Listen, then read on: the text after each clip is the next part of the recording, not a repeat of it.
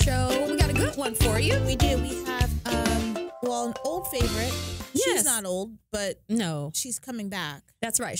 Hasn't been on the show for A 2.5 while. or 3 years or something. But Shirley Ann Smith is coming, and she is the executive director of the Atlanta Fire Rescue Foundation. And if you didn't know that the fire department has a foundation, well, you know now. And we're going to tell you all about it when she gets here. So super cool. She's going to come on later in the show. And then after the break, we're going to have Lee Osorio. I got it right? Yes. I'm trying. That should be my New Year's resolution, to pronounce people's names appropriately. correctly. Because you pronounced it. Just might not be correct. But Lee's with the Out of Hand Theater, and they are doing something super cool where they're taking theater to the people. So they're not just doing it in one location. They're doing it all over the metro area, going into people's homes and all kinds of stuff. But not just that, but they're tackling some of our largest social action issues that are happening right now. So Lee's going to come in and talk to us about the topics they're tackling and then how they're bringing these messages directly to people where they are. And, you know, having conversations in places where people are comfortable and willing to dive in. So 2 great organizations, one we've had before, one who's brand new to us, but I'm excited to hear from both of them. That's right. So it's going to be a good show. Thank you for sticking with us on the Good Work Show in 2020. I was going to say 2019. I mean, well, yeah, thanks for sticking with us in 2019 and then coming back. That let us come back in 2020. Yes. So speaking of 2020, did you see the whole thing about for 2020 specifically, you should write out the whole year? What do you mean? So you know how like when write you do out the whole year? Yeah. So when like you do 2020, like you should write 2020, especially. Is there a dash in it? No, is it 20-20? Okay, stop. Let me finish. But you said write it out. Let me finish, and then you'll understand what I'm saying. So for you should have been clear at the beginning. Did anybody else get 2020? Because what else would you write? 2020, right? No, but when you like in 2019. Okay. Thanks. In 2019, I'm gonna let you finish. But Beyonce. So in 2019, you might have written a date where you would say 2719. Just the last the two dashes. numbers. Yes. Right. Yes. Yeah. So what they're saying for 2020 is that you need to write 27. They should have said that in 2019. Write the whole thing out, because for legal documents, what people would be able to do is to forge the dates and just fill in. So like say you had a legal document. To put something on the back end of it. Right. So say you had a legal document and you just wrote like, oh, well, yeah, I signed this on 12/31. At the end, somebody could come behind you and forge that document and say, oh, but you signed this in 2017. Exactly. So they said they should have said that in 2019. Well, because they should have told us that. It's too late, because I've already everything I've signed in the last 9 days has been 20. But you know what? I saw the article and I was like, that's a good point. And I actually have been very diligent about writing out 2020 on stuff, the full 4 numbers. Just go ahead and spell it out like I said. 20 WENTY dash in the year of our Lord. Yes. 2020. On this day, yes, I'm going to do all of that. Don't ever ask me to write a check or sign a document, because it's going to take me 3 minutes in the year of our Lord. Yeah. So anyway, public service announcement for listening to the Good Work Show, to write out the 4 Why numbers. couldn't they have said that, though? They should have been preparing for that like in September. Like that should have been the September story of the week. Messaging didn't really, whoever was in charge Who was of that communications person? They need to hire us, apparently. Apparently, I will say, to be fair, I saw it within the first week of 2020 when you're still probably writing 2019 on everything because you didn't remember that the year changed. Right. So there's that part of it. But so I saw it kind of early enough in the year to be. So I have signed a couple of things, and I was like, okay, let me go ahead and write out the full thing for checks. And they said legal document. So if you're signing a lease, if you're signing. But you know what? Why didn't they say that in 2019? Because you wrote 19. But you could have put 79 behind it, 80. It could have been 1932 when you signed that document. Really? It could have. Okay. It could have. I mean, How will you know? Could have. I mean, that's what I'm saying. It could have been 1989. It could have been 1991. The likelihood of you signing a lease. Who knows what my signature looks like? Because I don't know what you look like. I signed it. They know what you look like to the point that you weren't signing a lease when you were 10. Now, if you're going to go in and do all that, they probably got a whole forgery of your license. They got a whole social security number. Let's be honest. They did everything. Just go all the way in. Everything's in the cloud, and we don't own anything that we own, and our faces are. That's true. You know, they could have made it 1999 though. That's not that long ago.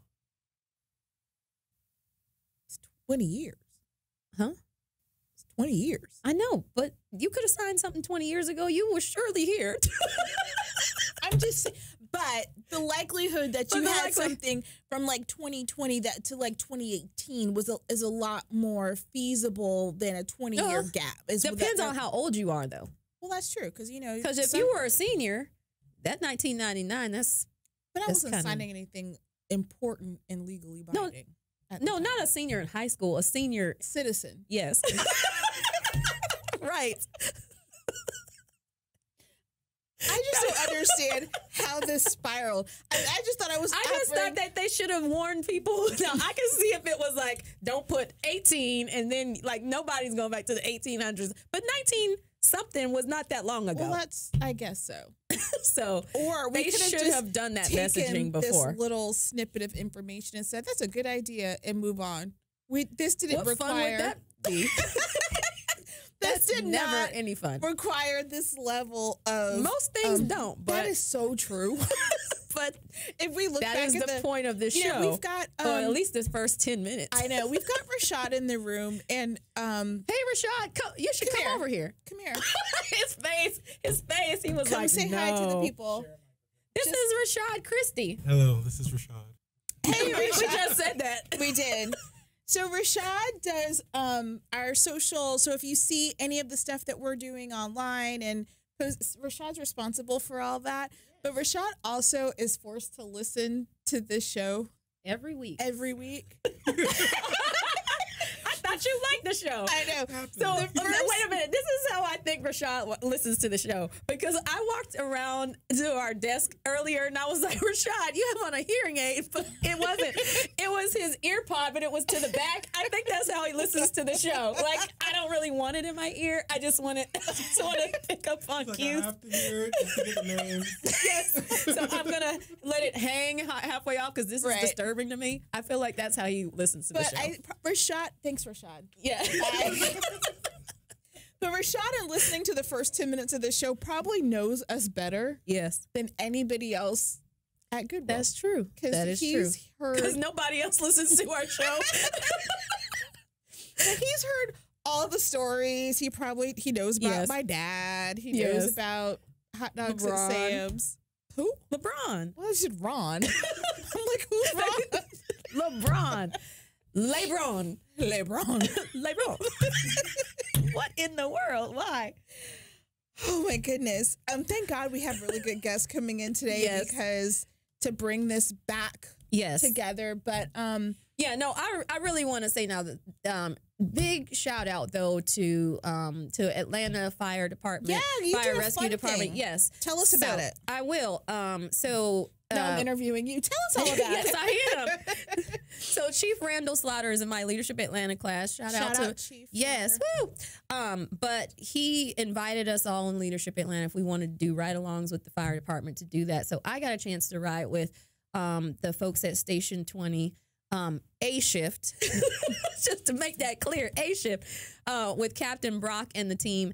It was so fun. So I didn't get to put out any fires personally. Thank God. I don't think that. First of all, I wasn't trained to do that. So exactly. So I'm very grateful to the chief. Be very grateful for that. To not allow people who just hop on a truck one day to civilian observer. Very nice. No, the men and women at the fire department are doing some great work. They were great conversationalists when we had downtime, and got to learn about how they became firefighters and what their decision was to do that. And then go out with them and ride in the truck and was hear there a them. Dalmatian? No, there is not Dalmatians in the fire department. That's just on TV. They did have a pole in the fire department in that station. But not a Dalmatian. No, they did not. Okay. Disappointing. I know, but they're super trained in all. I mean, there's so much, not only just technical stuff that they know about putting out fires, but also administering emergency services to people and knowing how to treat them until EMS gets there. And so on some calls, we went and shout out to all the first responders, by the way, but we went to a couple of calls where EMS came and then the police came. And it was really cool to kind of see how they all collectively work together. But firefighters are my favorite first responders ever. They're just all nice. I've never met a mean firefighter. Never. Nor would you.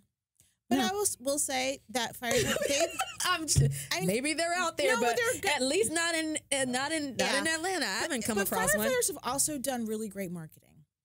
Yeah. Would you call it marketing or just branding? Well, it's branding. I think it's branding. Yeah. I mean, if you think between the calendars, but the cool hats, the cool trucks, yes, but then the cooking, the cooking, yes, inviting people to the station, giving them a tour, rescuing the kittens out of the tree. I mean, I think that's. I don't even know if that probably happened once with one firefighter ever. But they rescued that kitten, and then you see like the big firefighter carrying the little kitten down the tree. Because I'm pretty sure cats can get out of trees. I just don't. They got in there, so they I got feel like in the tree. I feel like they can get out. Yeah. So, but that is a good story. They're always good stories. They're always good. They're heroes, and we're going to learn more about them and how. More importantly, the community can support our firefighters. Please when support them. Comes in. But then after the break, we're going to hear from Lee from Out of Hand Theater and really inspiring some conversations that need to happen here in our community. Definitely do. So stick with us. You're listening to The Good Work Show.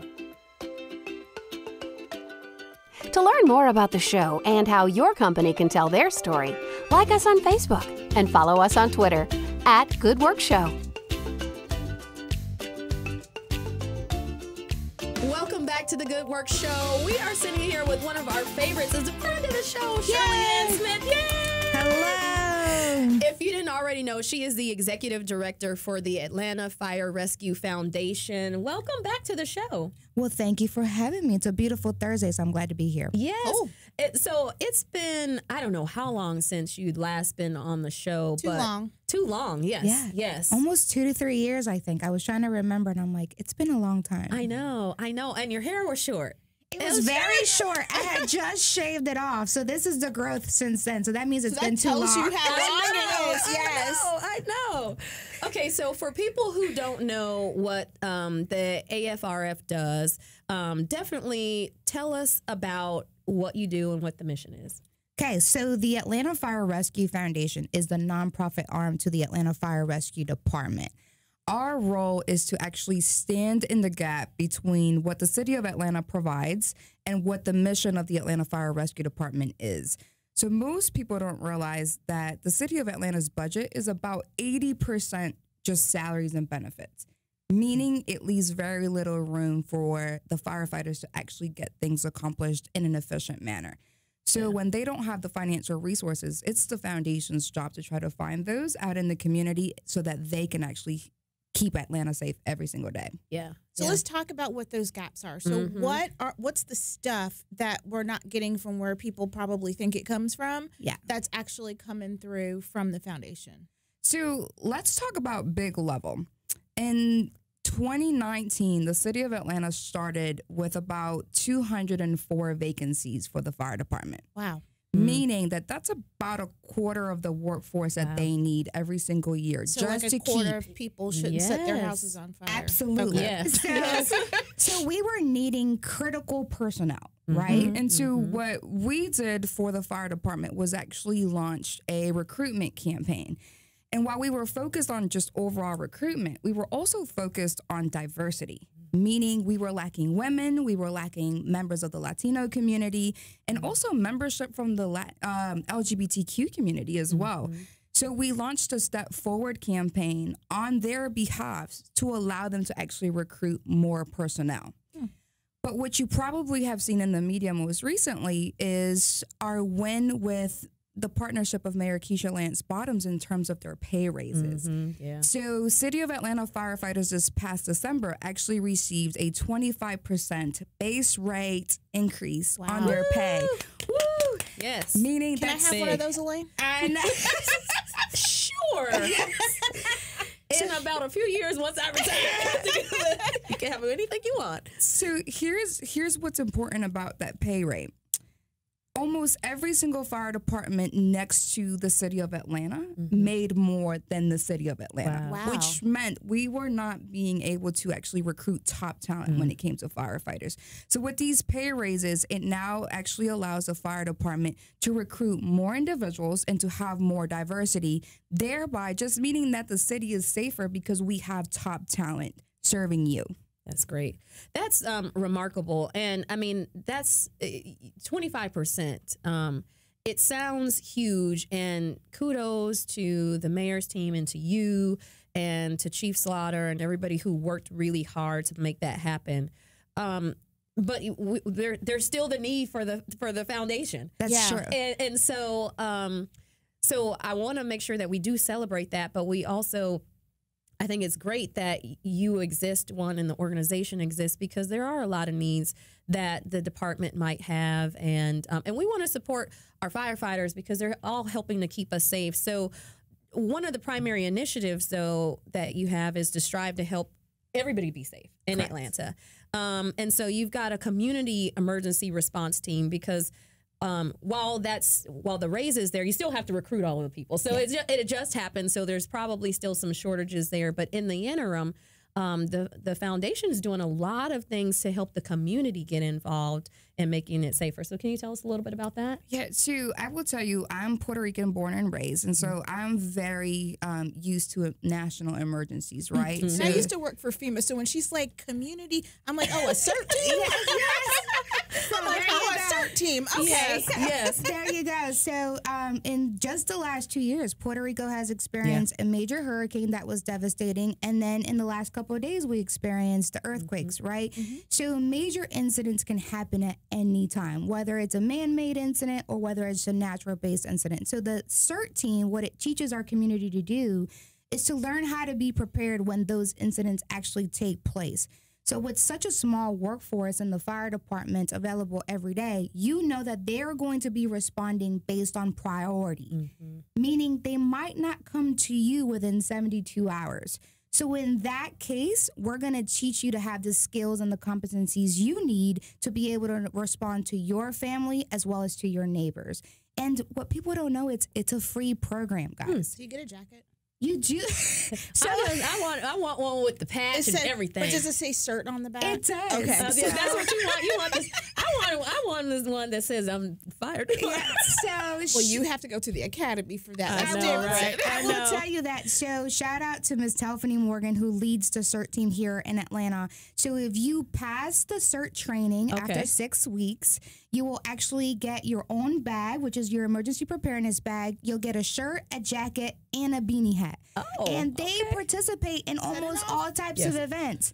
So if you go to the Peachtree Road Race, they volunteer at the Peachtree Road Race. If you go to the mayor's 5K on their runway, they're also prepared to actually facilitate emergency incidents there. So they're very involved. And again, it's free to get all the goodie bags. Nice. Yeah. But it's super important, too, because I think a lot of people, when you have those emergency situations, your family and your personal safety and your needs are always super important to you. And it's hard to think about in one of those disasters, the larger situation. But I think when there's so much around you, and we have to keep in mind that the fire personnel, there's only so many of them, and they're going to, and there's a method to everything that they're doing and who they come to first. And so I think that even just having that understanding going through the training could be helpful too. Well, firefighters are great, right? They're the skilled professionals that have been professionally trained to do what they do. But it's their airplane philosophy, right? When you have an incident on an airplane, they teach you to put your own mask on first and then actually put one on someone else. So it's the same methodology applied to first response. Yeah, it's cool. I have a go bag. We'll get you one. I promise. I have one. You went through it. No, I didn't go. Well, I used to work. She cheated the system. No. So my past life before coming to Goodwill, I did all disaster safety education, that kind of stuff. So yeah, people laugh at me, but I'm like, I got my backpack in my coat closet. You ready And to it go? makes you think at life very differently. It's got the MREs in it. There It you has go. batteries. It's Don't got eat the MREs if they're I'm not expired. gonna but it's got it's got a flashlight. It's got all the stuff in there. Are your batteries still good? Yeah.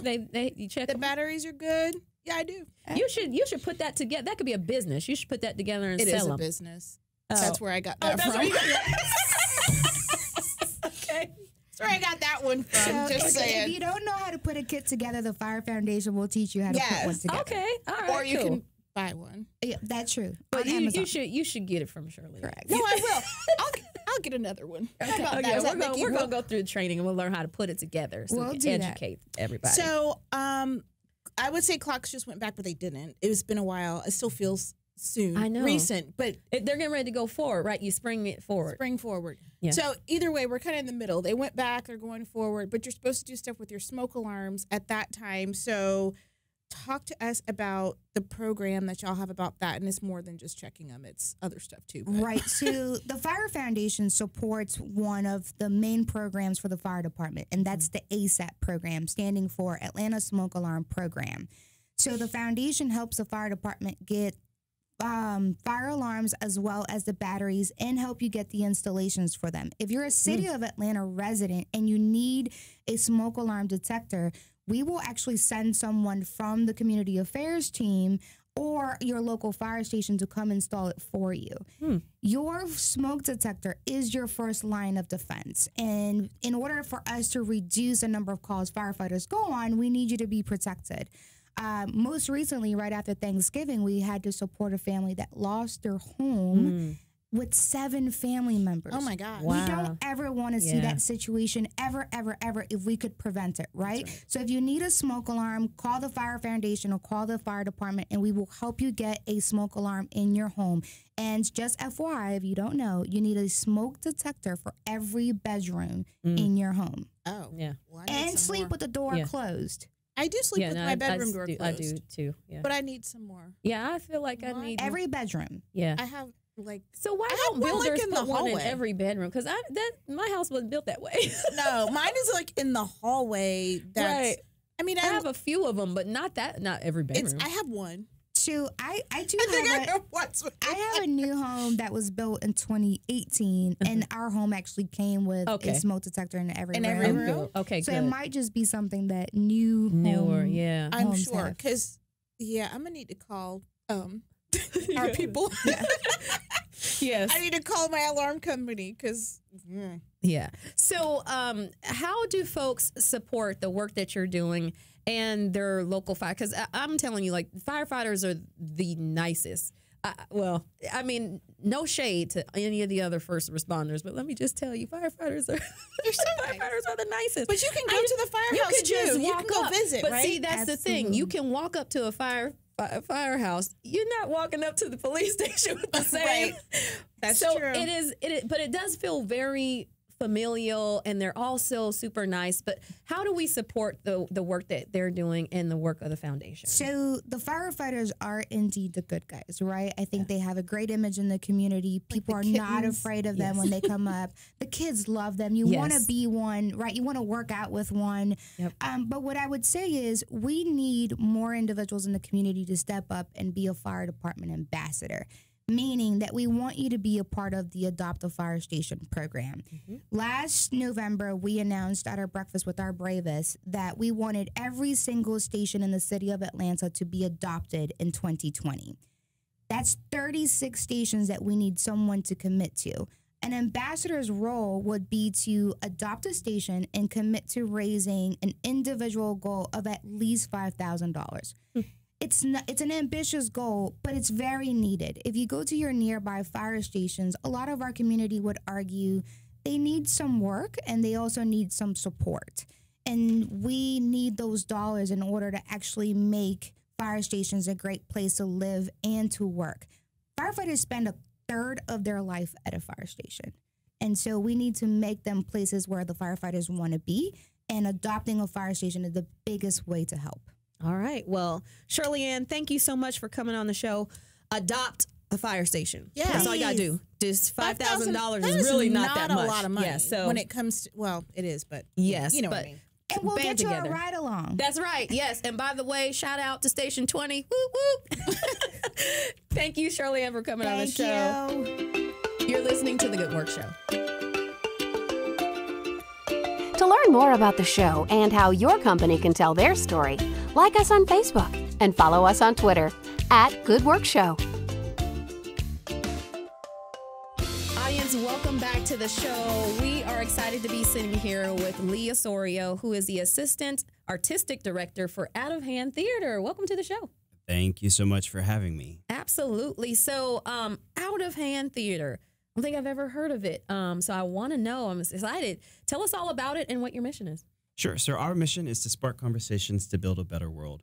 We use the tools Well, that's of not theater. big. Yeah, not big at all. You know, Just a little thing. Exactly. Yeah. But you know, we were meeting with Dr. Meeks yesterday, Dr. Catherine Meeks from the Absalom Jones Center, and she said, "I want to wake up today and make the world a shade braver, and make myself a shade braver than I was yesterday." So you know, it's a big goal, but we take it in small steps. I was quoting David White, a poet that she's a big fan of. So our goal is to spark these conversations, and we use the tools of theater to do things, again, not lofty at all, like dismantle racism, close the economic opportunity gaps for folks here in our community, and promote peace, anti-racism, nonviolence, all those things. Nice, So nice. just little problems in Just- society Yeah. that, We're you know, only conquering the things we think we can change by the end of the week. got it. Okay. Mhm. Got it. All Okay, all cool. Well, where did that name come from, though? Out of Hand. Yeah, so it started about 20 years ago, and it started with a group of Emory grads. So they were young, and they had, you know, learned theater, and it was mostly the white, Western, European canon of theater, and they wanted to make work that was for now, that got people in their age groups out of the house, not looking at the television screen. This was just when Netflix, I think it might have still been on the little DVDs that you got mail in the your mail. house. Yeah. So they wanted to create theater for everyone, and that's why they called it that. They wanted to create these events that could get a little out of hand. Oh, okay. Yeah, and so Nice. now we've kind of shifted, and our gear is much more social justice oriented. So we like to spark conversations that you're worried just might get out of hand. Yeah. That may need to get out of hand. These are not easy things that we're tackling, but that's how we're looking at it. I now. love it. Yeah. I Makes like sense. it. So when folks leave a production that you guys have put on, what do you hope, like that immediate feeling, that immediate goal, what you would want to accomplish from your audience? Seeing things from a new perspective. So we have 3 different areas that we're working in. The first is we have home shows, and we put on a different home show every year, tackling some sort of social justice issue. We go into 40 homes throughout the metro Atlanta area. We've been as far west as English Avenue, as far east as Decatur, as far north as we have a show in Cherokee County this year, and as far south as St. Simons. So not really in the metro area, but south. I'll go to that one. Yeah. And so this year, our show was tackling gun violence in America. They're always one-person shows. We set up in their living room. It's very intimate. And then afterwards, there is a conversation. And it's always facilitated by a community partner. And this year, our talkbacks were done in collaboration with Moms Demand Action for Gun Sense in America. And so we had some very lively conversations, as you would imagine, talking about guns in Georgia. And our hope is that people will hear a perspective that they hadn't heard before, hear something that makes them want to take action in this issue that is facing our country right now, 100 gun deaths every single day. And about 66% of those are from suicide. So we've got some major issues in our community. So to learn something new, gain a new perspective, maybe make a new friend. There's always food. There's always cocktails or wine involved, and leave with an idea of how to maybe build that better world we're after. That's great. Yeah. I love the concept of it, though. I know. Yeah. You want to host one in your living room? Well, probably not in my living room, but I can find you somewhere to host one. I will. I could definitely do that. I think that and bridging it. So you talk about they're one person shows. So how does all of that come about? Are you creating the content, or do the actors come and they say, oh, I want to tackle this issue, or are they assigned an issue? Like, logistically, how does all that work? So our artistic director, Ariel Fristo, decides on the topic, and she, talks to community members. She talks to partners. Sometimes we're approached by people, and just sort of looking at what's in the air in our community that we desperately need to talk about right now. So she is a mother of a child who is 8 years old right now, who is going through active shooter drills at school at 8 years old, literally being put into a closet and told to be quiet and have to sit there for 10 minutes to practice what they would do if there's an active shooter. But in Atlanta, it's not just school shootings. Obviously, again, I live on the west side in English Avenue, and the problems that are, that are around guns are not just in the schools, and they're predominantly in communities of color that are disproportionately affected by these issues. So the great thing about doing the show in English Avenue was we had a neighbor come and talk about her experience surviving gun violence 19 years ago. Latia Perry was shot in the face trying to break up a fight between two people, and she survived miraculously. She, put her hand to her face and walked down the street until she found help. And she still has gun fragments coming out of her face. And she was a Spelman student, and it drastically changed the course of her life. But she is still committed, as she was that night, to making English Avenue the neighborhood that she knows it can be, and raising awareness about English Avenue. So after she spoke in her own neighborhood, we then brought her to other neighborhoods, including Inman Park and Midtown, to talk about her experiences growing up in English Avenue, her experience surviving gun violence. And it's raised a ton of awareness about this neighborhood that people don't want to talk about, you know, and not just people in Midtown and Inman Park, but people in Cascade don't want to really dig into the west side. So I just want to make sure that people know. So if somebody wants to, say, host a dinner or so is okay, I have a lot of questions. Obviously, I'm trying to figure out the first one I want to ask. Okay, so is the gun violence story that you're telling, is that over? Are you going on to another topic now so that people miss that one? You're going to have to catch up. That's a great question. Okay. Thank you. So it was supposed to be over. It was supposed to end November 24th. I'm the actor in that. It was written by a guy up in Connecticut. We found this piece. Every year we pick a different topic. This was 2019's topic, and we find a piece or we create a piece that tackles that issue. So it's supposed to end in November. We thought this was going to be one of our lowest selling shows because it's just a tough issue. And, you know, the idea of going to a stranger's house and talking about gun violence isn't like necessarily what you want to do on your Friday night. It has been our most popular show to date by far. Last year, I think we sold about 30 performances of Shaking the Wind, which was our highest selling show at that point. And now we have, I think, 42 shows total booked, and we're running through February 15th. So if you go to our website, www.outofhandtheater, that's THEATER, we spell it the old school way, not the fancy way, RE, so ER. You can find the locations of those shows. And for anyone that's like, oh, I don't have the $30 for a ticket, totally understand that. I don't either. I work in a nonprofit theater company. St. Luke's Episcopal, which is right downtown and what people are calling the Stitch now, right between Midtown and downtown, is hosting a free performance open to all on January 26th at 1 p.m. I believe lunch might even be included. So if you're looking to see the show but don't have the resources to buy a ticket, we'd love for you to come to that performance in particular. Wow. And the home shows are just one of the things that we do.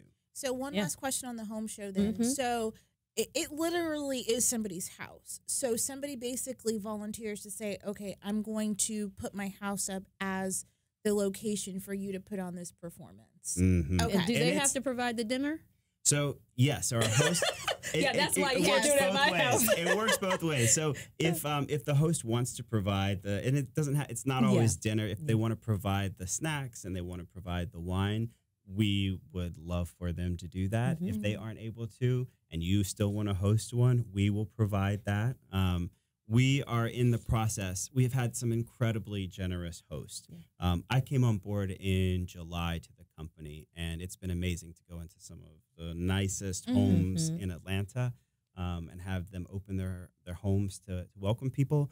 Our goal now is to find homes like, my friend in English Avenue's home, where we can bring in a much more diverse audience to have this conversation. So that is our focus going forward.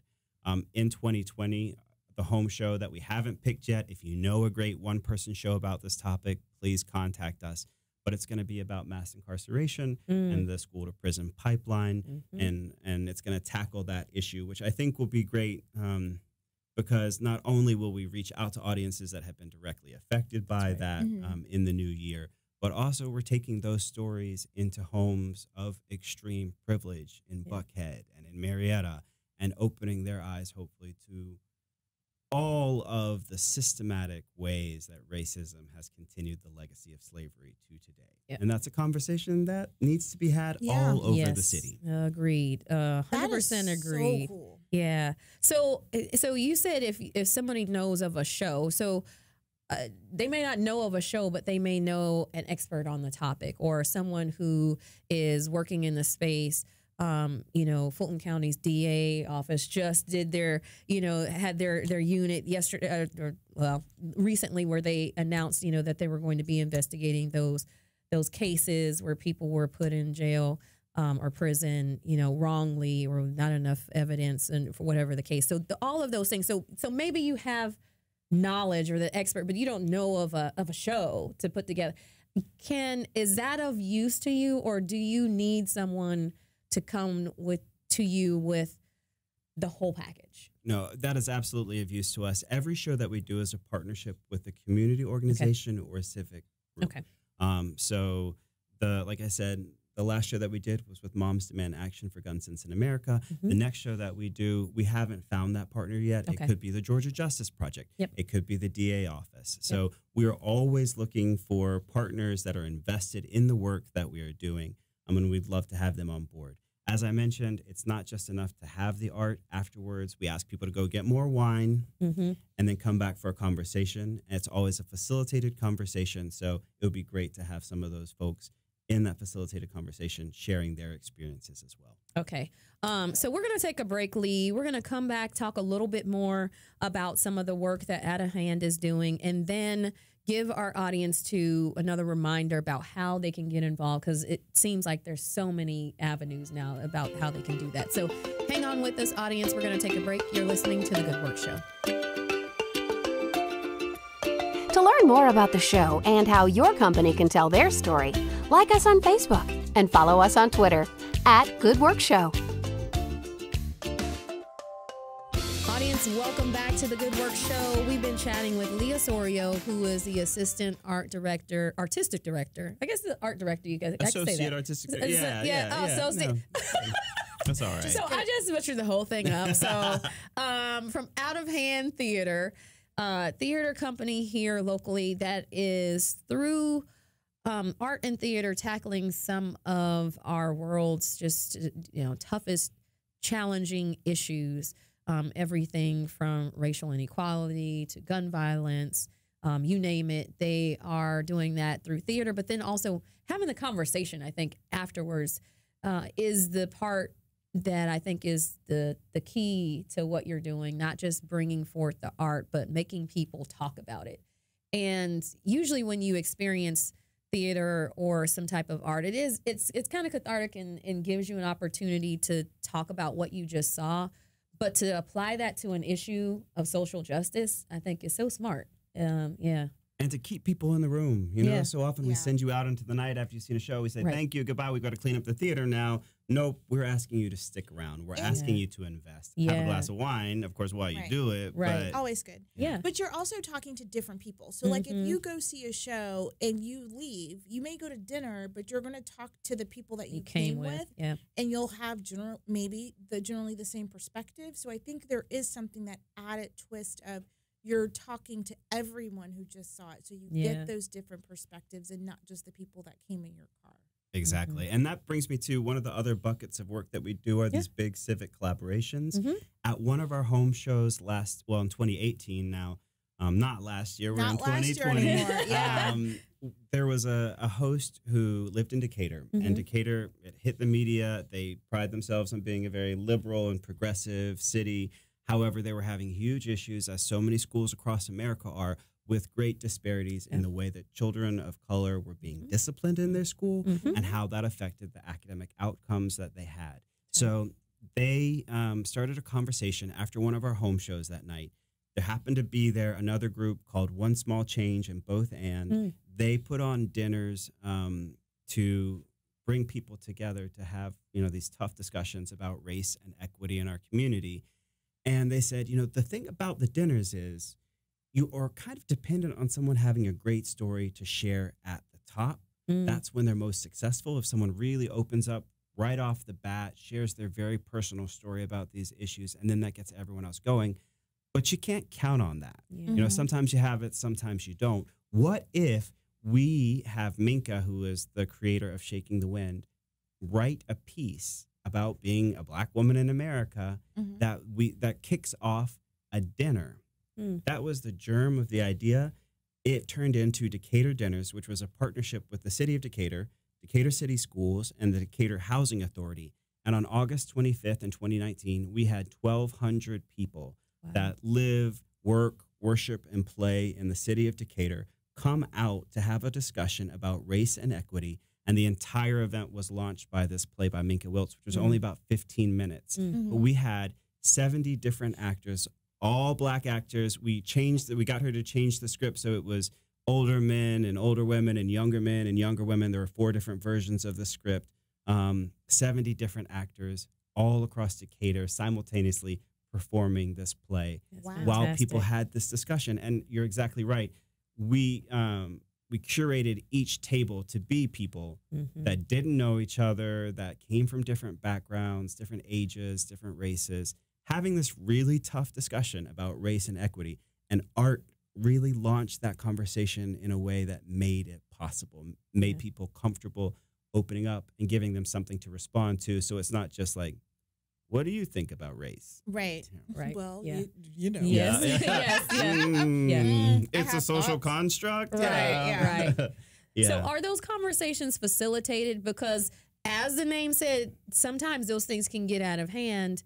Are they facilitated? And then obviously, anytime I've been in part of those conversations, either there's a number of things that go on. So depending on how much you are aware or woke about the topic, no matter where you are on that spectrum, there's a different response to it. And some people are angry, saddened, grieved, and others are like, oh, I already knew this already. What next? Like, what are we going to do about it? And is there a piece that says, what comes next after the conversation? Like, what's the action that you are challenged that you're giving to people after they've had the conversation? Those are great questions. Every conversation is facilitated, and that's where Both and One Small Change come in. They train all of our facilitators, and every conversation has a host as well. If the facilitator needs a little backup because someone is either, talking a lot or getting a little heated, there are 2 people in the room that can kind of say, okay, let's take a break, or, let's hear from this person who hasn't had a chance to speak yet. And I was at one of the dinners, and, people came with, like you said, varying levels of experience. People who have, been Black every day of their life. That's right. And are in a different place than people who are, white and living in Decatur and think they're doing the right thing, bringing their, choosing a district that's diverse. And then, but it gives the possibility of challenging everyone from where they are, saying, yes, you're Black and you're living in Decatur with a certain amount of privilege as well. And how are we thinking about other people? That's right. And yes, you're white and you chose to be in this more diverse school system, but you could have gone to Southwest Atlanta. You could have gone to Thomasville. You still could have gone to South DeKalb. Yeah, exactly. There's still a level of privilege. And how do we check? And you chose. Yes, and you had the ability to choose. Exactly. Yes. So that gets us to what next. And at the end of every meal, every participant was asked to sign a card, making a commitment to one action item. And And they really got to dictate what that was because that way they're going to do it. It's not us telling you what that should be. One of the most impactful stories that I heard was from an actor who said they were at a dinner with a white couple that had adopted a black child, and they kept, saying to her after she performed the story, which was not her own story, but again, there's enough resonance that it could have been. They said, "What can we do? I just feel so bad. What can we do for you?" It's like, it's not what you can do for me. It's what you can do for yourself. Exactly. Yeah. Educate yourself. Learn our story. Do you know who Madam C.J. Walker is?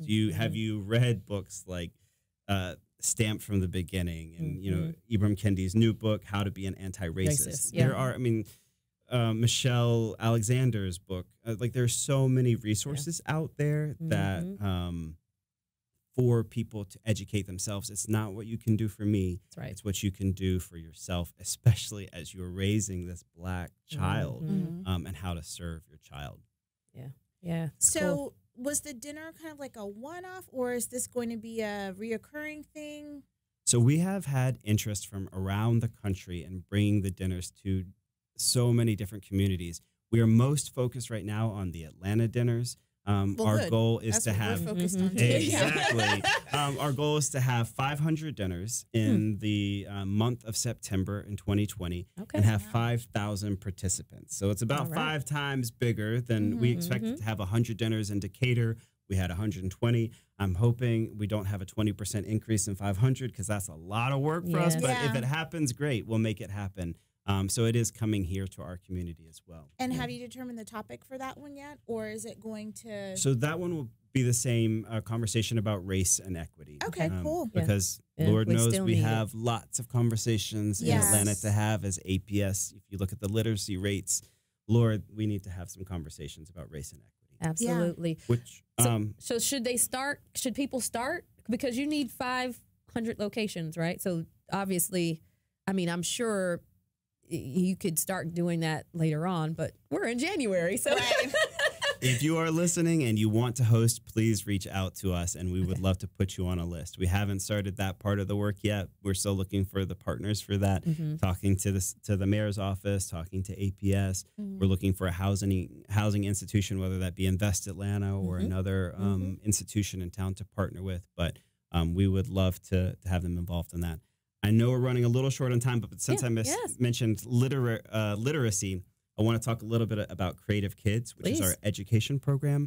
It is a 15-week education program offered completely free to the schools serving the children that are living in the highest poverty neighborhoods that have been historically disinvested. There are so many studies that prove that if, especially kids coming from low-income families, if they have arts education, they're 5 times more likely to graduate high school. They're 3 times more likely to graduate college. And arts funding is something that is being cut at the state level in such a huge way. And it is a detriment to our students. And that is felt even more among the most vulnerable among us. So that's the point. That's what we're doing with Creative Kids, is taking artists who have been trained at the Alliance Theater and taking them out into communities. We serve them in their schools. We have both after school and in school programming for those children. Fantastic. How do people find more and get involved in that? So the biggest need that we have there, because it's offered absolutely free to the schools and to the students, is funding. We would love to grow the program. We are right now just sort of capped at the number of students and schools we can serve by how much funding we get. So if you're interested in serving that program, the best thing that you can do is to donate to Creative Kids. They can do that through our website. Again, that's www.outofhandtheater.com, or they can find more information by emailing me. My email is lee@outofhandtheater.com, and I'm happy to point them in the right direction. Fantastic, Lee. Wow, this has been really great. And I think that hopefully by this interview, you will have those 500 shows booked, plus some funding, plus some more stuff, because this is really cool and a good way to continue to have those super necessary conversations that we need to have on topics that people are, they say they are interested in and want to make change about. but are so reluctant to go very deep in the conversation. So thank you so much for that. Again, the website is outofhandtheater.com, and Creative Kids is the program for the youth that they can invest in. So thank you so much for coming by the Good Work Show. Thank you for having me. Absolutely. You're listening to the Good Work Show. To learn more about the show and how your company can tell their story, like us on Facebook and follow us on Twitter @Good Work Show.